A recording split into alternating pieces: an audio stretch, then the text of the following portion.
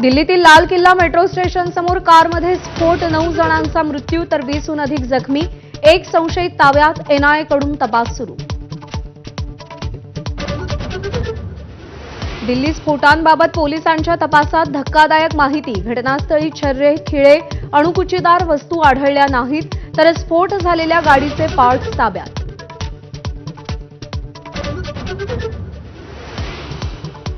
पंतप्रधान नरेंद्र मोदी आजपासून 2 दिवसांच्या भूतान दौऱ्यावर. स्फोटानंतरही मोदींकडून नियोजित दौरा कायम. राजाच्या 70व्या वाढदिवसासाठी मोदी भूतानला. दिल्ली स्फोटानंतर सरकार ऍक्शन मोडमध्ये. पंतप्रधान मोदींची अमित शहांसोबत चर्चा. शहांनी घटनास्थळाची पाहणी करत गृह मंत्रालयात उच्चस्तरीय बैठक बोलावली.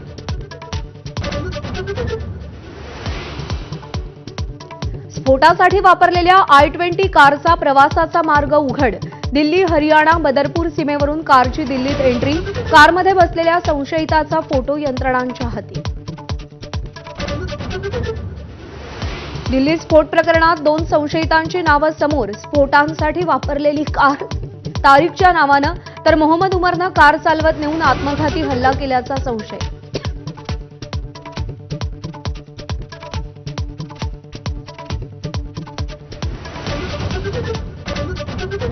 दिल्लीतल्या स्फोटानंतर मुंबईसह महाराष्ट्रात हाय अलर्ट. CSMT स्थानकासह राज्यातील महत्त्वाच्या ठिकाणी पोलीस बंदोबस्तात वाढ.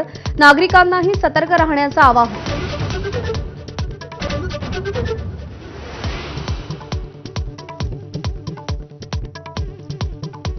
स्थानिक स्वराज्य संस्थांच्या निवडणुकीसाठी भाजपची मोर्चेबांधणी. वर्षा बंगल्यावर आज जिल्हा निवडणूक प्रभाऱ्यांची बैठक. मुख्यमंत्री देवेंद्र फडणवीस मार्गदर्शन करणार.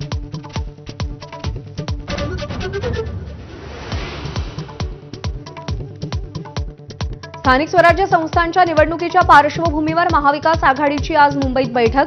हर्षवर्धन सपकाळ, सुप्रिया सुळे, शशिकांत शिंदे, अनिल देसाई उपस्थित राहणार.